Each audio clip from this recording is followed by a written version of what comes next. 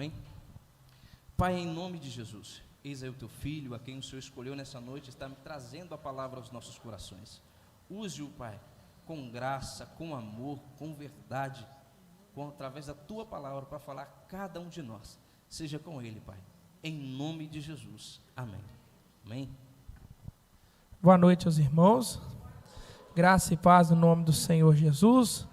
Boa noite a você que nos acompanha pela sua casa. Nunca se esqueça, o seu lugar é aqui conosco. Você que pode, abra sua Bíblia, 1 João, capítulo de número 2. 1 João, lá no finalzinho da sua Bíblia, capítulo de número 2. Os irmãos podem se assentar em nome de Jesus. 1 João, capítulo de número 2.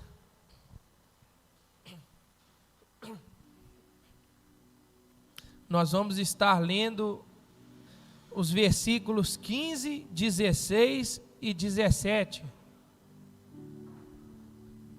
1 João, capítulo de número 2, versículos de número 15, 16 e 17. Posso ler, irmãos? Diz assim: não ameis o mundo, nem as coisas que há no mundo. Se alguém amar o mundo, o amor do Pai não está nele. Porque tudo que há no mundo, a concupiscência da carne, a concupiscência dos olhos e a soberba da vida, não procede do Pai, mas procede do mundo. Ora, o mundo passa, bem como a sua concupiscência. Aquele, porém, que faz a vontade de Deus, permanece eternamente. Obrigado, Senhor, pela sua palavra. Que o Senhor possa ministrar aos nossos corações, que o Senhor possa abrir nossos corações nessa noite. Deus, que a tua palavra encontre em nós, Senhor, morada, que a tua palavra encontre em nós um solo fértil, para que ela cause transformação dentro do nosso coração, Deus. E que nós venhamos sair daqui nessa noite, edificados, ó Pai, cheios da sua palavra e mais parecidos com Jesus Cristo. Essa é a nossa oração, em nome de Jesus. Amém.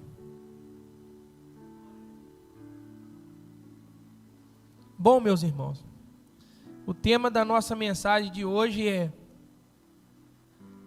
não ameis o mundo. Se você voltar uma folha na sua Bíblia, você vai pegar o início do livro de João, da primeira epístola de João, e se você começar a discorrer os capítulos, você vai ver que existe um tema principal nesse livro.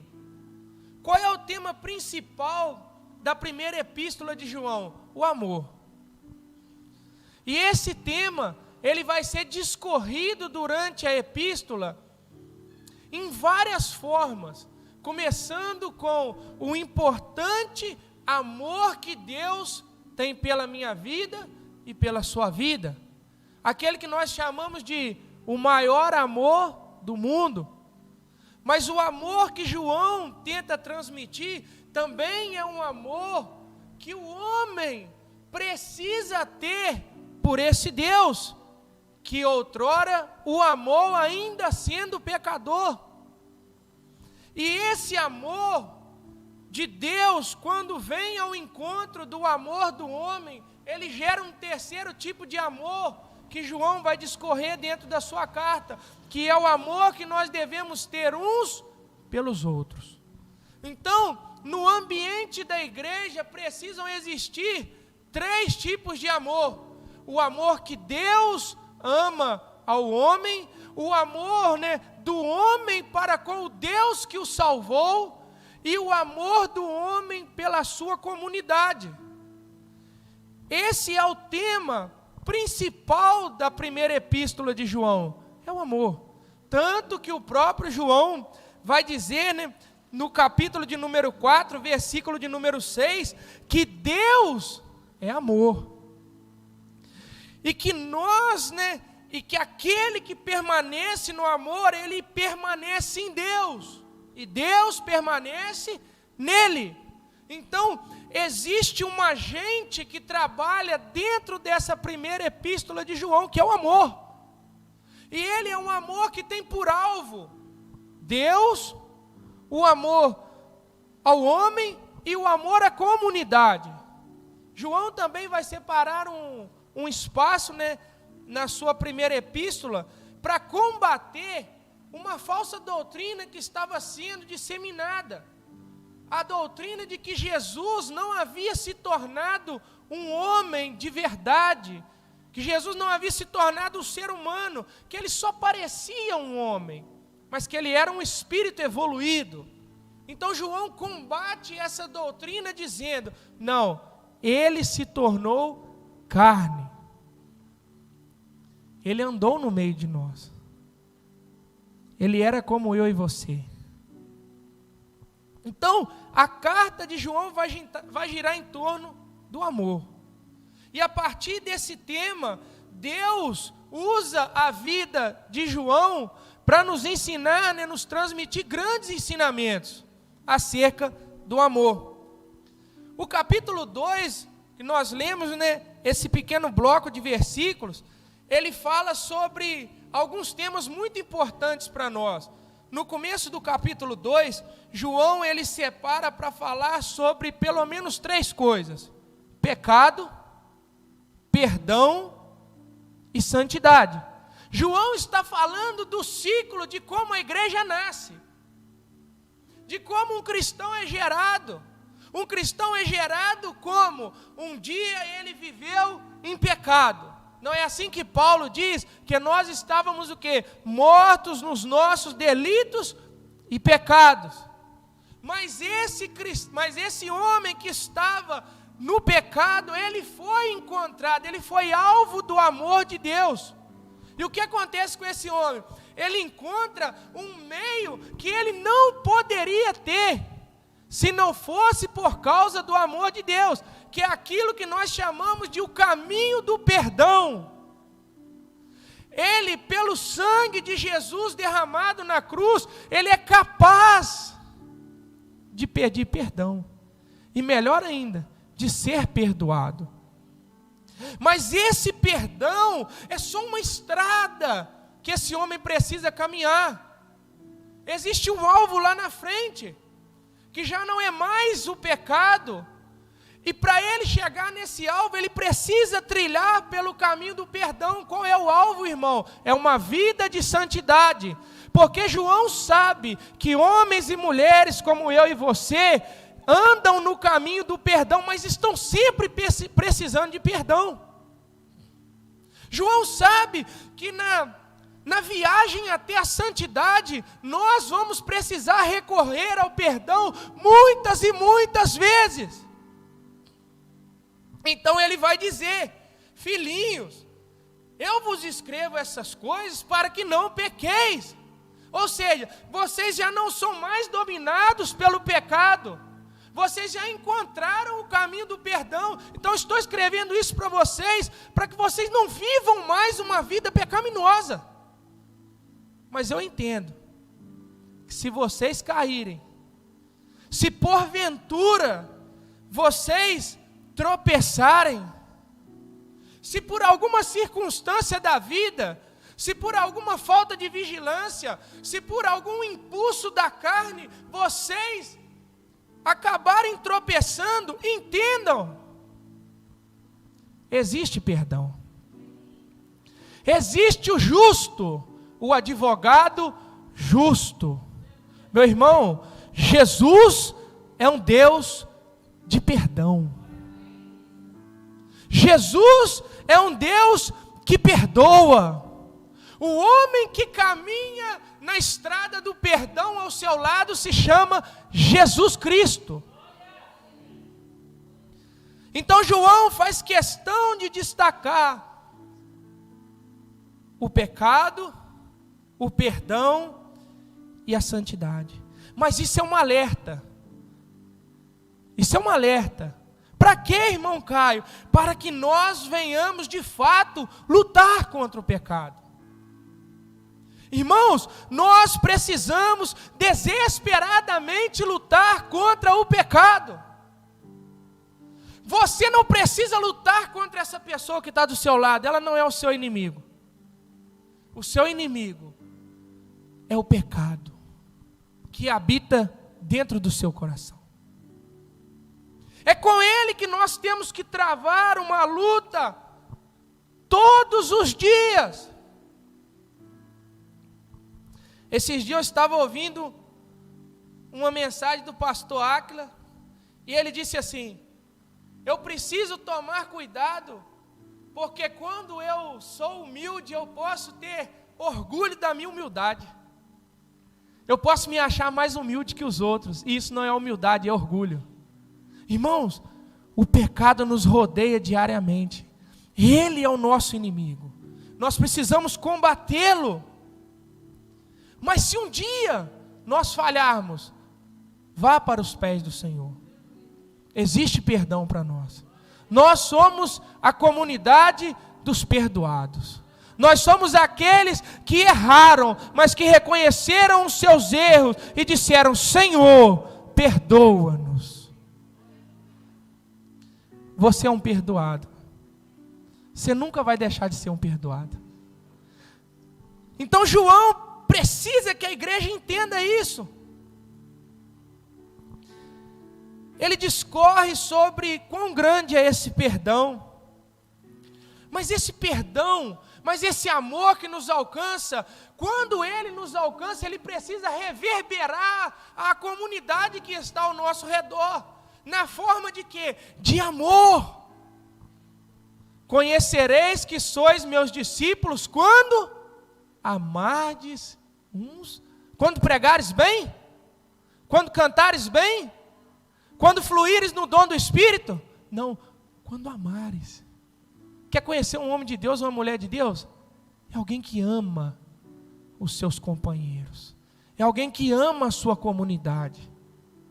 Então, o foco do livro vem sendo desenhado em cima de o amor. Ele chega a dizer que aquele que não ama o seu irmão não permanece na luz. Ou seja, alguém disse assim: eu sou a luz do mundo. Onde não há capacidade de amor ao próximo, não há a capacidade de ser um coração cheio de Deus. Então, o amor que nós temos pela nossa comunidade define muito daquilo que nós carregamos dentro do nosso coração. Não há como amar a Deus e não amar a sua comunidade.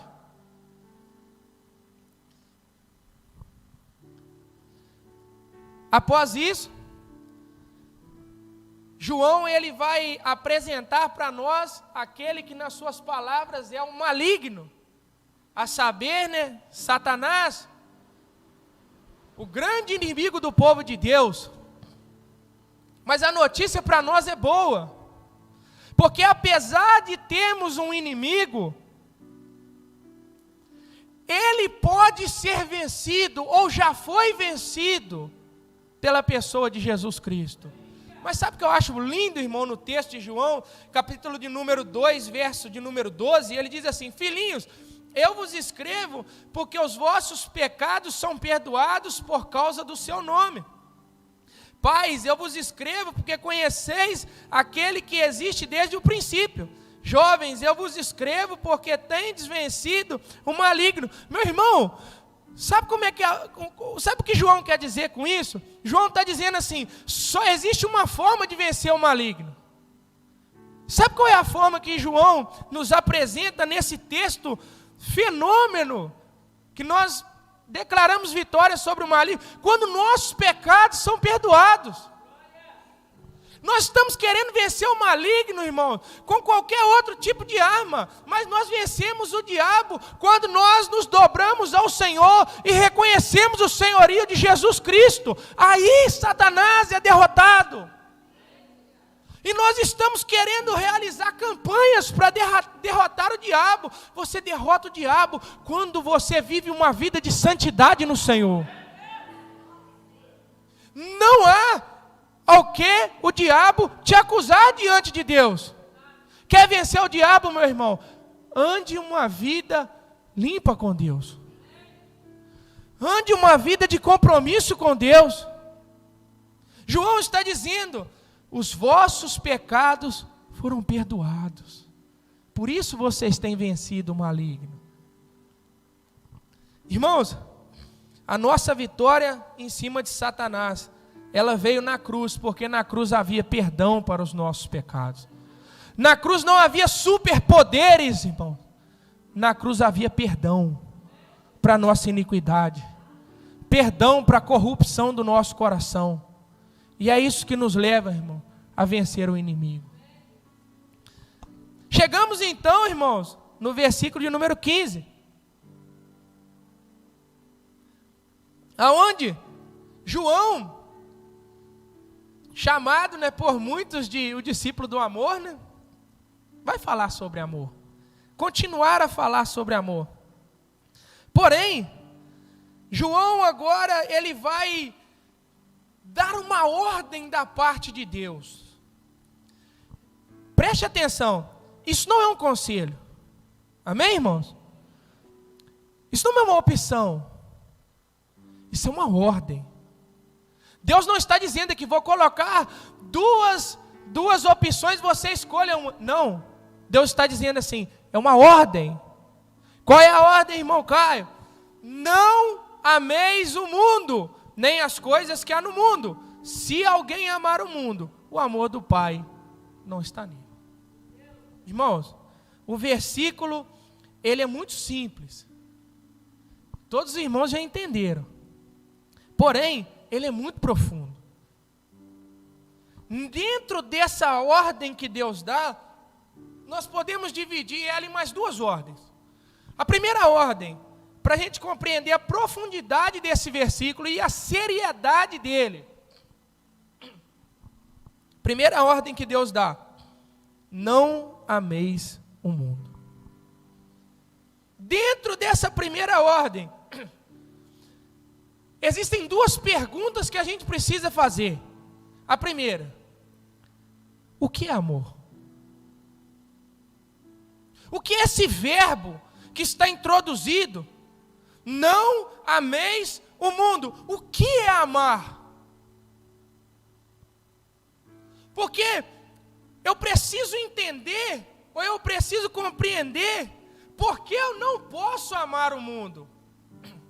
Meu irmão, amor, o que é amor parece que é uma pergunta muito simples, mas é tão difícil de responder. O que é amor?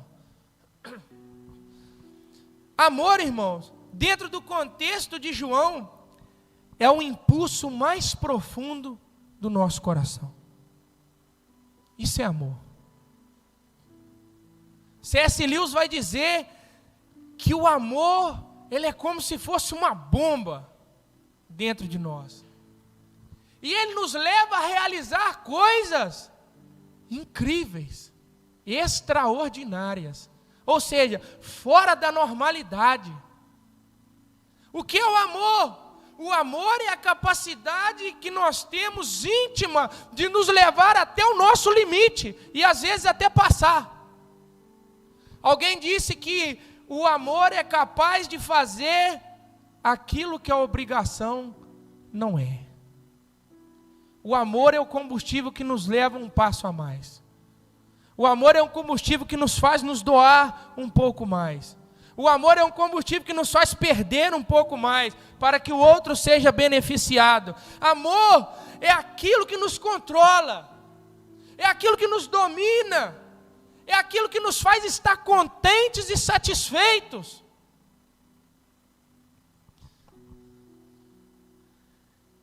O amor é o sentimento que nos dá a sensação de estarmos completos.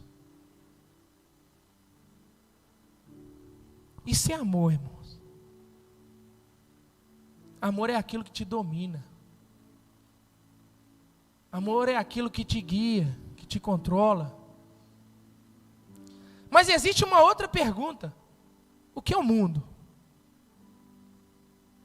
O mundo é o espaço-tempo que nós vivemos. É aquilo que os nossos olhos podem contemplar. É aquilo que as nossas mãos podem tocar. É aquilo que os nossos pés podem pisar. É aquilo onde os nossos corpos podem se locomover. Isso é o mundo. E a ordem de Deus é: não ameis o mundo. Irmãos, aqui já fica difícil. Porque, como 1 Pedro vai dizer, nós somos forasteiros, estrangeiros nesse mundo. Nós não somos daqui, mas estamos vivendo aqui. Eu costumo dizer que o crente, ele precisa andar com os pés no chão, mas a cabeça no céu. Mas enquanto Deus não é da vontade de Deus que Deus nos leve, nós vamos permanecer nesse mundo ao qual nós não podemos derramar uma gota de amor. Por causa desse espaço e tempo que nós vivemos. Aquilo que os seus olhos veem não merece o seu amor. Aquilo que as suas mãos podem tocar não merece o seu amor. Aquilo que seus pés podem pisar não merece o seu amor. E vem a segunda ordem: não ameis o mundo, nem as coisas que há no mundo. Ou seja, o mundo é um espaço-tempo cheio de coisas introduzidas dentro dele, que nós temos como ordem do Senhor não amá-la, nenhuma delas. A segunda ordem é de que nada que se encontra nesse mundo deve ser amado por alguém que encontrou o maior amor do mundo. Nada que se encontra nesse mundo pode ser o alvo do amor íntimo do meu e do seu coração. Irmãos, e por que existem coisas dentro do mundo que não podem ser amadas por nós? Porque o mundo é um grande estrategista. A palavra de Deus diz que o mundo jaz no maligno. O inimigo das nossas almas usa o espaço e tempo que estamos localizados para quê? Para que eu e você venhamos a ser seduzidos a amar as coisas desse mundo. Irmãos,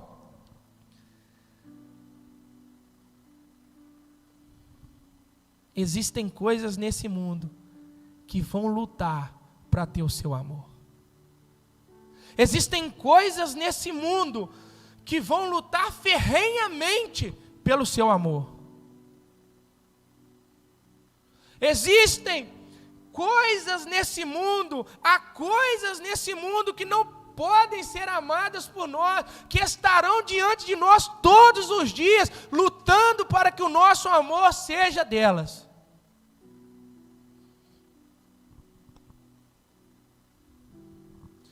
É como se João estivesse dizendo: o amor de um verdadeiro cristão não pode ser direcionado às coisas desse mundo.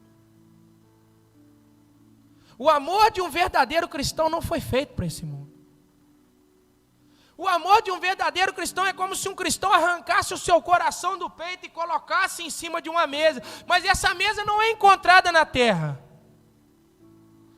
Essa mesa está depositada no céu. É uma ordem dura, difícil para nós, porém essencial. Olha o que João continua dizendo no versículo 16. Porque tudo que há no mundo, então ele vai explicar o que são essas coisas, que não podem ser o alvo do nosso amor. Olha como ele começa dizendo: a concupiscência da carne, a concupiscência dos olhos e a soberba da vida. Meu irmão, se alguém te perguntar o que tem no mundo, a resposta bíblica é essa: concupiscência da carne, concupiscência dos olhos e soberba da vida. É só isso que existe no mundo.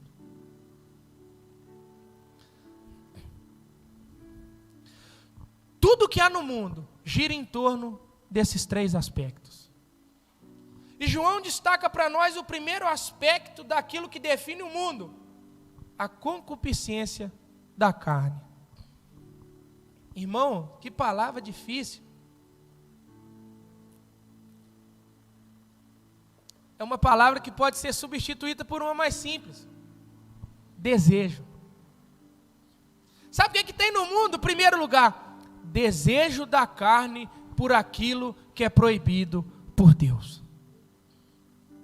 Irmãos, o mundo, o que move o mundo são os desejos da carne por aquilo que é proibido por Deus. Irmãos, o mundo é um grande estrategista. O mundo quer oferecer para nós aquilo que já foi proibido por Deus. A estratégia do mundo não é criar nada novo. A estratégia do mundo é descobrir aquilo que Deus proíbe e dizer: não, você pode. Você precisa amar aquilo que Deus proibiu. Essa é a estratégia do mundo, desde Gênesis capítulo de número 3, quando a serpente olha para Eva e diz assim: Eva, só tem uma que você não pode comer, só tem um fruto. Todos os outros que eram habilitados por Deus, Ele não toca em nenhum deles. Porque a estratégia é sempre levar a nossa carne a desejar aquilo que é proibido por Deus.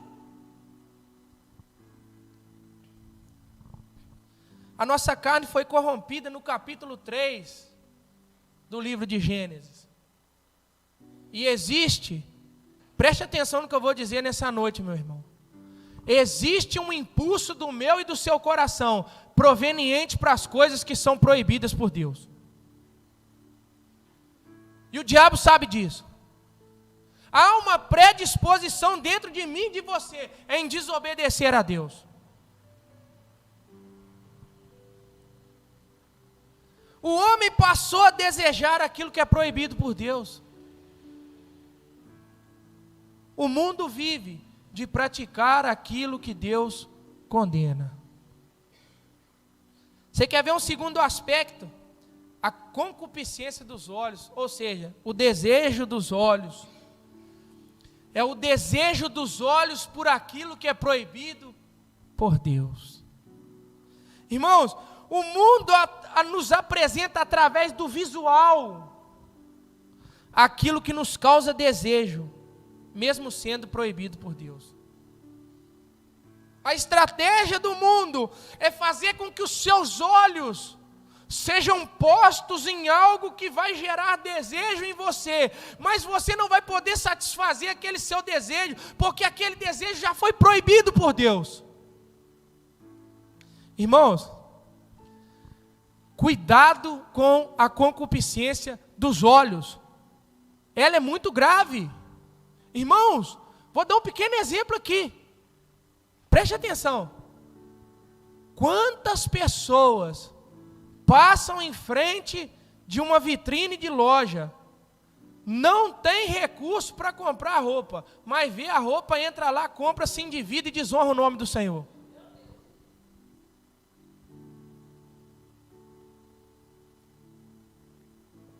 Quantas pessoas vêm ao culto com a intenção errada no coração de reparar a roupa dos outros, acaba reparando a roupa que ainda não tem, vai lá, não tem um recurso, adquire aquela roupa, só Deus sabe como, e depois não tem condições de pagar, e acaba desonrando o nome do Senhor.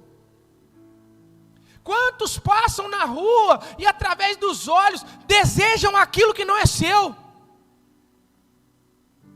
Quantos começam a desvalorizar aquilo que tem, porque tem colocado os seus olhos em algo talvez maior, mas que não lhe pertence?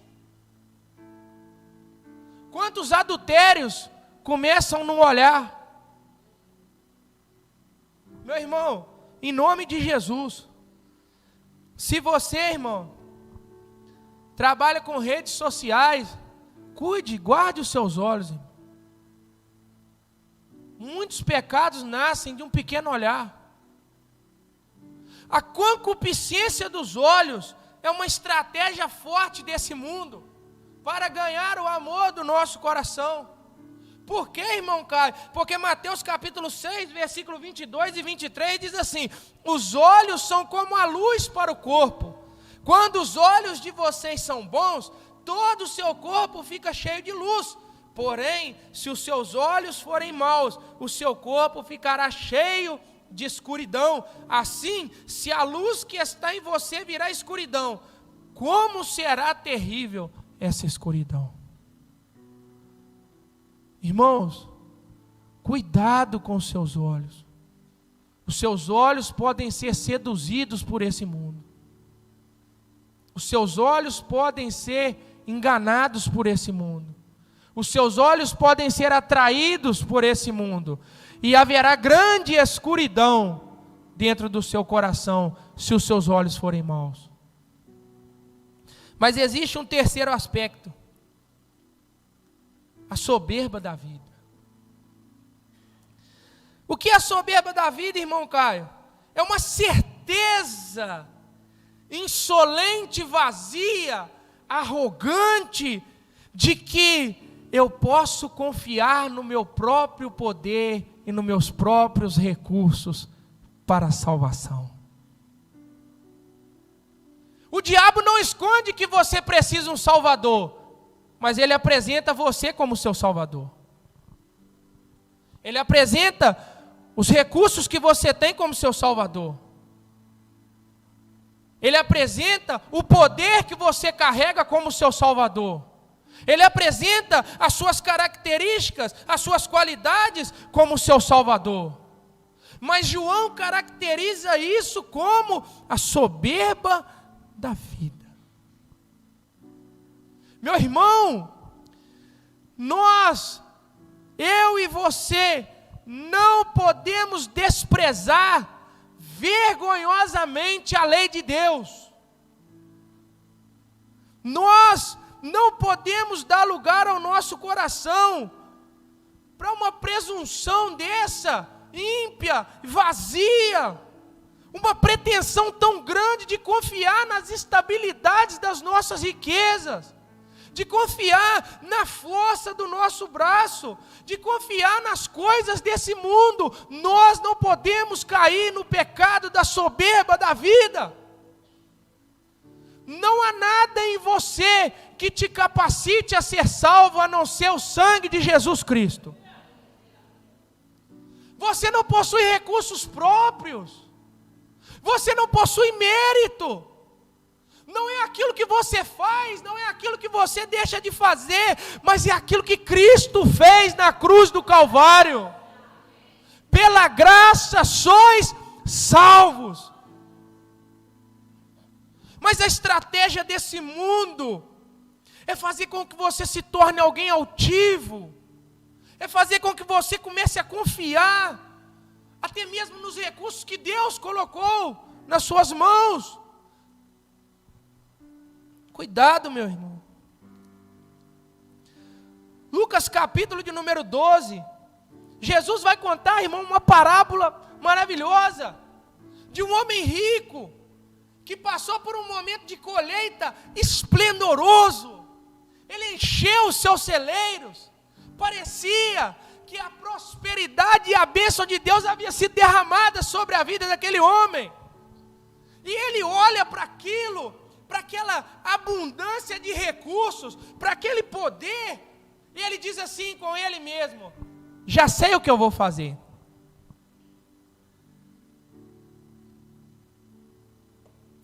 Eu vou construir mais celeiros. Eu vou ser maior. E sabe o que eu vou fazer? Eu vou pegar todos esses recursos e vou guardar, porque eles vão me garantir. Porque com eles eu consigo. Porque com eles eu não preciso de mais ninguém. Porque com eles eu vou estar salvo, eu vou estar seguro. Aí Jesus olha e diz assim: louco, essa noite te pedirão a sua alma. O que você tem? A pergunta de Jesus é retórica. O que você tem? A resposta já estava com Jesus. Jesus estava dizendo assim: amigo, você não tem nada. Os seus recursos, eles não são infalíveis. Os recursos que você carrega hoje não são suficientes para te manter na estrada da vida rumo ao céu. Não são. Não são. Mas, irmão Caio, os meus recursos foi Deus que deu. Pode ter sido até Deus que tenha dado, mas eles ainda continuam não sendo suficientes. Meu irmão, nunca olhe para você com autossuficiência em relação à sua salvação. Se Deus deixasse a sua salvação nas suas mãos e na minha, a gente perdia ela 9:15. Por isso, Jesus ele vai dizer: aqueles que o Pai me deu, esse eu não perco. Não é você que segura na mão de Jesus, meu irmão. É Jesus quem segura na sua mão. É Jesus quem está te puxando. Sabe o que a gente está fazendo? A gente está dando soco em Jesus. Me solta, porque o nosso coração é corrupto. Me larga, eu quero amar esse mundo. Mas Jesus está dizendo assim: não, o meu amor é maior do que esse amor. Vai passar, fica comigo. Eu sei que está difícil. Eu sei. Mas ainda falta caminhada. Ainda tem muito chão. E nós não podemos confiar nos nossos recursos. Imagina um homem, irmão, que tinha muita coisa para se gloriar, mas ele chega a dizer assim: se a nossa esperança em Cristo só vale para essa vida, nós somos pessoas mais infelizes desse mundo. Ou seja, se tudo aquilo que Cristo se resume em tudo aquilo que eu posso ver, tocar e possuir, eu sou o mais infeliz desse mundo. Meu irmão, o que Cristo é muito maior do que aquilo que nós já vimos com os nossos olhos. O que Cristo é muito maior do que aquilo que nós já tocamos com as nossas mãos. O que Cristo é maior do que qualquer lugar que os seus pés possam pisar nesse mundo. É muito maior do que isso. E nós, irmãos, de alguma forma, nós estamos dividindo o nosso coração com esse mundo. Irmãos, nós temos feito coisas horríveis por causa do amor a este mundo. Nós temos negociado princípios inegociáveis.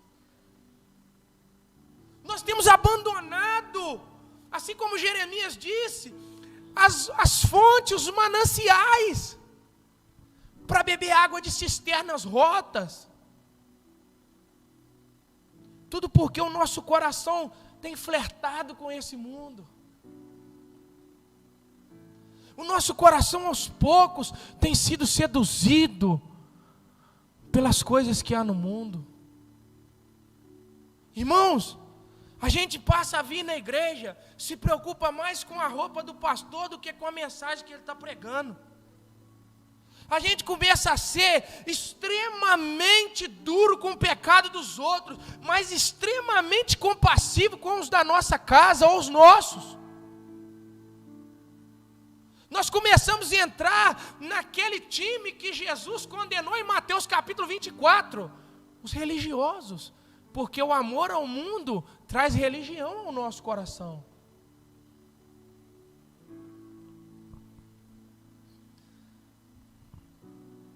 João vai dizer: cuidado, a concupiscência da carne, a concupiscência dos olhos e a soberba da vida não procedem de Deus.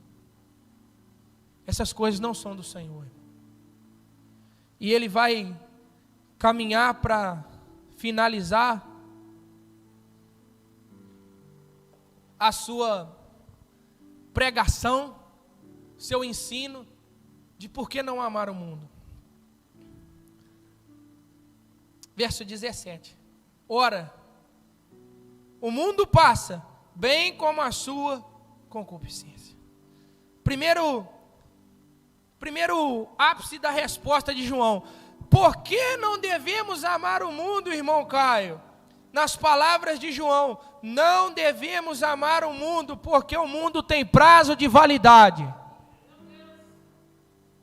Sabe o que eu acho engraçado? Casei de pouco, irmãos. Graças a Deus. Minha esposa, irmão, e eu, nós temos prazo de validade. essa pessoa que está do seu lado tem prazo de validade. Por mais que você ame, vai chegar um dia que ela vai. Vai chegar um dia que você vai. Está vendo, irmão? Esse templo maravilhoso que Deus nos deu e que o Pai disse que nós precisamos cuidar dele, vai passar. Nosso salão aqui, irmãos, glória a Jesus, vai passar. A concupiscência da carne, ela dura pouco. Os desejos da carne duram pouco. Os desejos dos nossos olhos duram pouco. Irmão, a roupa que você sonhava em comprar ontem, hoje já saiu de moda. A roupa que você está juntando aí os trocados para comprar,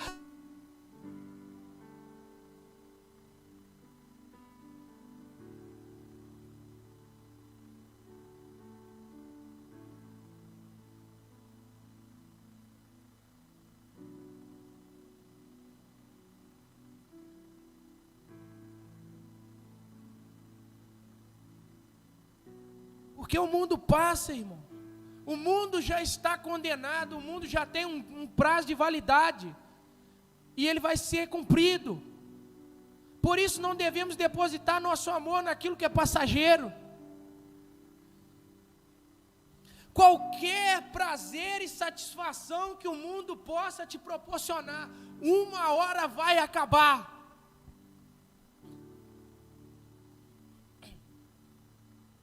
Segundo motivo, porque você não pode amar esse mundo. Porque Deus trabalha com coisas eternas. Deus não trabalha com coisas passageiras. Deus usa o tempo.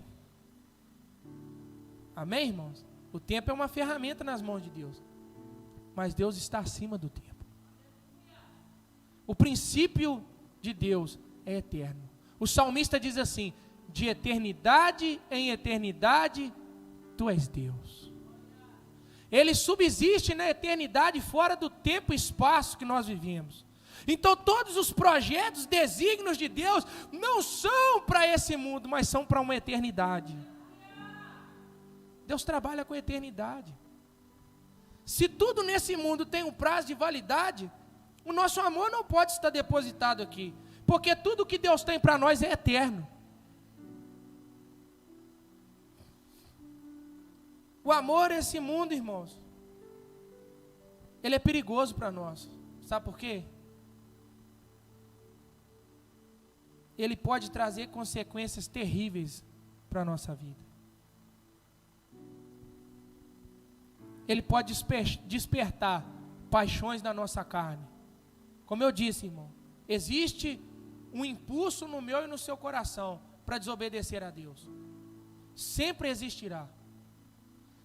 Lutero disse assim: pensei que o velho homem tinha morrido nas águas do batismo, mas descobri que o miserável sabia nadar. Ele está todo dia lá. Deixa eu sair, deixa eu sair. Esse amor pelo mundo te faz correr atrás do vento. Ou seja, você luta por todas as coisas desse mundo. Quando você as conquista, elas acabam. E você se torna vazio de novo. Este amor sufoca a palavra de Deus em nós. Lembra da palavra do semeador? Onde os espinhos sufocaram a palavra que caiu no solo fértil. Por quê? Porque amava as coisas desse mundo. Se nós amarmos as coisas desse mundo, não haverá espaço para a palavra de Deus em nossos corações. Não haverá. Esse amor ao mundo nos conduz a pecados mais sérios e perigosos. Irmãos, o amor a esse mundo é um caminho que nos leva a pecados de morte. A pecados que vão destruir a nossa vida, a nossa casa, o nosso lar e a nossa comunidade.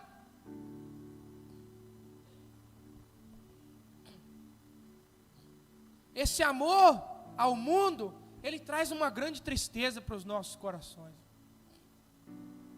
Não existe alguém que ame o mundo e seja verdadeiramente feliz. Não existe.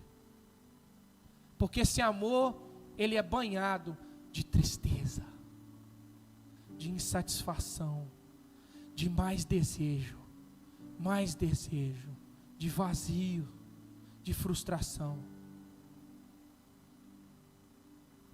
E por último, esse amor nos leva à morte. Amar ao mundo nos levará ao inferno. Amar ao mundo nos levará à morte eterna. Amar ao mundo nos levará à condenação eterna, a viver debaixo da ira de Deus eternamente, sem descanso, sem paradas. Preste atenção, sem segunda chance, sem perdão, sem graça, sem misericórdia, sem amor, só ira e juízo de Deus. Irmão Caio, você vai finalizar agora. Eu não poderia deixar de dizer para você, irmão, como que a gente pode vencer esse amor então? Meu coração quer amar as coisas desse mundo, mas eu não posso amar. Como que eu venço isso? O que eu preciso fazer quando eu sair por aquelas portas ali? Versículo 17, parte B. Aquele, porém, que faz a vontade de Deus, permanece eternamente. Irmãos, a forma com que nós vencemos o amor pelo mundo é direcionando o nosso amor até Deus e a sua vontade. E o problema é que nós estamos lutando de maneira errada com esse mundo. Nós estamos querendo ir para o combate mano a mano com esse mundo, e não é assim. Os combates espirituais nós não vencemos mano a mano, nós vencemos de joelho no chão. Os combates mais ferrenhos da nossa existência, nós vencemos quando nós vamos aos pés do Senhor. Quer deixar de amar esse mundo? Dirija o seu amor a Deus e realize a sua vontade. Busque fazer a vontade de Deus. Abra a sua Bíblia para que você conheça a vontade de Deus. E busque, lute para realizá-la. Ou nosso coração amará o mundo, ou nós amaremos a Deus. Não existe um terceiro amor. Não existe uma terceira via. Na política hoje, irmão, existe esquerda, direita e tem um centro ali. Com Deus não. Ou se ama o Senhor, ou se ama o mundo. Mas o conselho de Deus para nós é que nós, como João nos ensinou, devemos ter como próprio Deus o alvo do nosso amor. E a sua vontade precisa nos acompanhar. Por que, irmão Caio? Porque Deus é eterno e jamais passará. Realizar a vontade de Deus é o bilhete para a eternidade. Porque aquele que realiza a vontade de Deus permanece eternamente. Realizar a vontade de Deus é não se frustrar. Realizar a vontade de Deus é ser completo. Realizar a vontade de Deus é encontrar uma satisfação que vai além desse mundo. É uma satisfação que nós sentimos um pequeno estágio dela aqui, mas que vai culminar naquilo que nós chamamos de a Nova Jerusalém.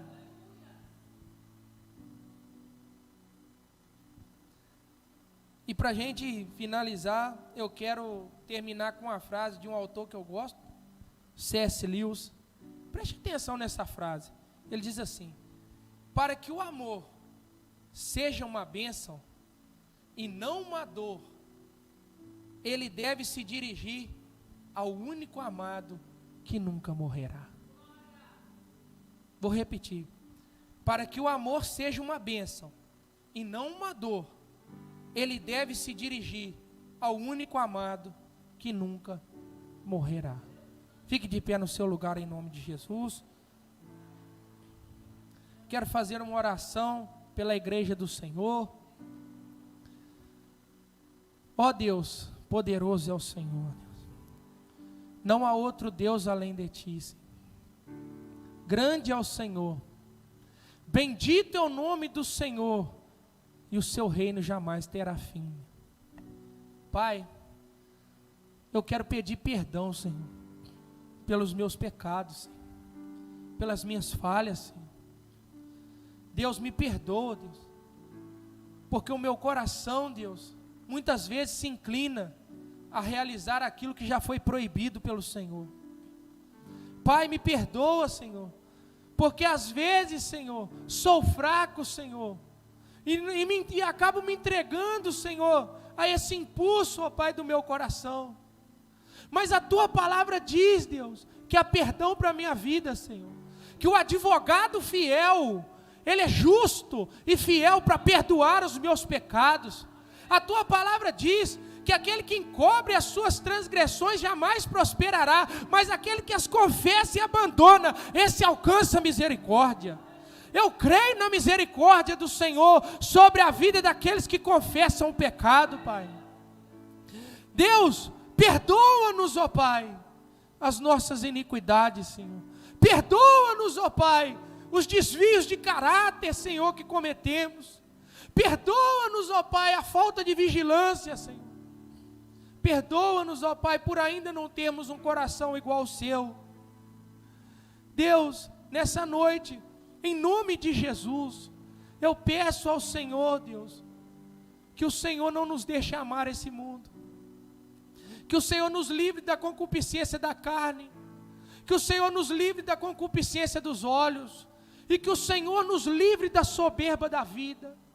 Pai, que a nossa confiança esteja no Senhor, que a nossa esperança seja o Senhor, que não há nada nesse mundo, Deus, que possa, ó Pai, seduzir o nosso coração, mas que nós possamos, ó Pai, estar com os olhos fitos no autor e consumador da nossa fé. Deus, me guarda também a vida dos meus irmãos nessa noite, em nome de Jesus. Fortalece-os na Tua palavra, Senhor. Em nome de Jesus, Deus, derrama sobre nós o Espírito Santo da verdade, Senhor. Aquele que nos habilita, nos capacita, Senhor, a lutarmos as batalhas desse mundo, Senhor. Derrama sobre nós, ó Pai, um grande temor e um grande amor pelo Senhor. Guarda a sua igreja, Senhor, em nome de Jesus. Amém. Você aplauda o nome do Senhor.